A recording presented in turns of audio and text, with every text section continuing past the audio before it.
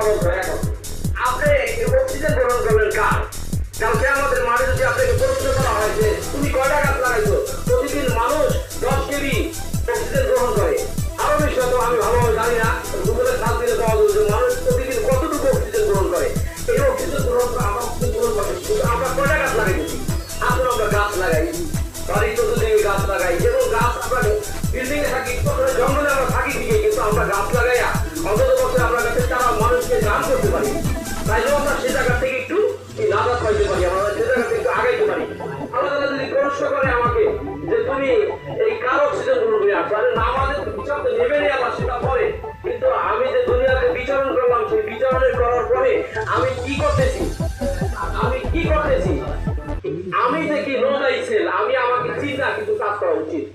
ধন্যবাদ বন্ধুরা, আমি এখনই আমার সংক্ষিপ্ত বক্তব্য শেষ করছি।